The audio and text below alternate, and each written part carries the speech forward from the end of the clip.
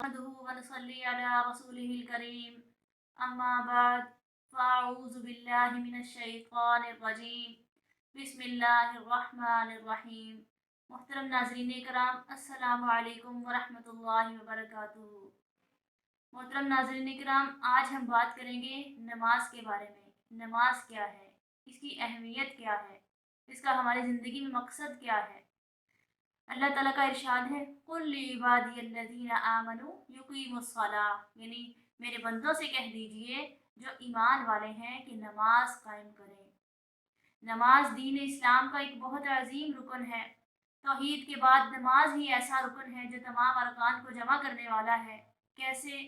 एक मुसलमान अरकान इस्लाम को जानता है, उसको दीन की अच्छी समझ है और वो रोज़ा रखना चाहता है, लेकिन उसकी ज़िंदगी में रमज़ान आता है, वो बीमार है, वो इसे बर्दाश्त नहीं कर सकता, तो रोज़ा उस पर साक़ित हो जाता है।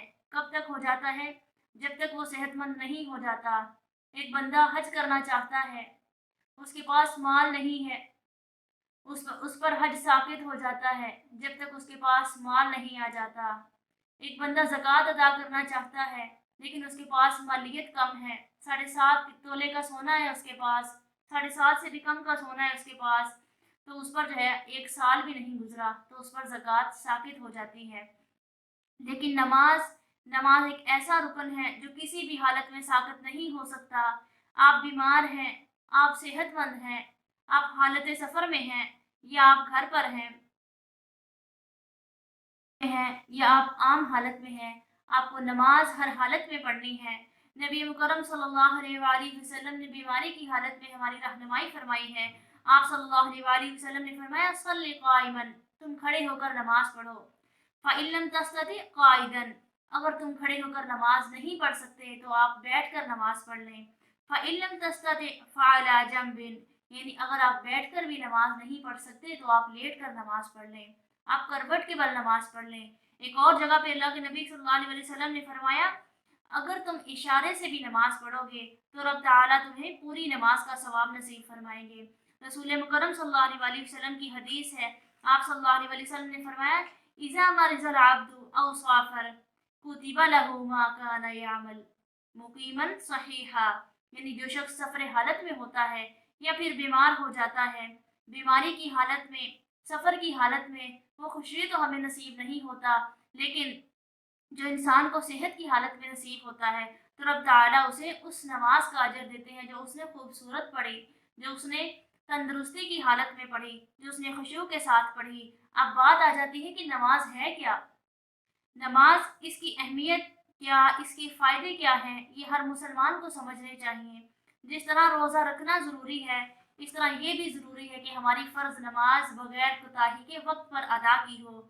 अरबी ज़बान में सलाह का लफ़्ज़ नमाज के लिए इस्तेमाल हुआ है। इससे मुराद नमाज पढ़ना भी है, इससे मुराद तस्बीह करना भी है, इससे मुराद दुआ करना भी है, इससे मुराद किसी चीज़ की तरफ मुतवज्जा भी होना भी है।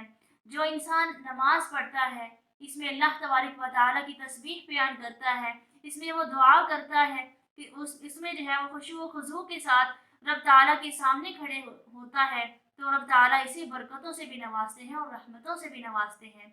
नमाज की अहमियत में नबी मुकर्रम सल्लल्लाहु अलैहि वसल्लम का फरमान है, रअसुल अम्रिल इस्लाम व उमूदुहु सलाह, सबसे बड़ा काम इस्लाम है, दीन की बुनियाद इस्लाम है, इसका सतून नमाज है। तो इब्तदाई सालों में ही नमाज सिखाओ। नबी मुकर्रम सल्लल्लाहु अलैहि वसल्लम का फरमान मुबारक है, मुरू औलादकुम बिस्सलाह व हुम अबनाउ सब'i सिनीन, यानी जब बच्चे 7 साल के हो जाएं तो उन्हें नमाज का हुक्म दो। वज़रिबूहुम अलैहा व हुम अबनाउ अशरिन, यानी जब 10 साल के हो जाएं तो उन्हें मार के नमाज पढ़ाओ, उनको आपने अदब भी सिखाना है। वफ़र्रिकू बैनहुम फिल मज़ाजि, आपने इनके बिस्तर जुदा जुदा कर देने हैं। बहन भाई, भाई भाई आपस में, या फिर दो बहनें आपस में एक बिस्तर पर नहीं सो सकती, आपने इन सब के बिस्तर जुदा कर देने हैं। ये थे वो तरबियत के पहलू जो नबी मुकर्रम सल्लल्लाहु अलैहि वसल्लम ने हमें सिखाए हैं। नबी मुकर्रम सल्लल्लाहु अलैहि वसल्लम ने फरमाया, अपनी नमाज का ख्याल करते रहना और अल्लाह ताला से डरते रहना। ये नबी मुकर्रम सल्लल्लाहु अलैहि वसल्लम की आखिरी वसीयत भी है। اور نبی مکرم صلی اللہ علیہ وسلم کی زندگی کا سب سے آخری عمل نماز تھا۔ اللہ تبارک و تعالیٰ سے دعا ہے، اللہ تبارک و تعالیٰ ہمیں نماز کو وقت کی پابندی کے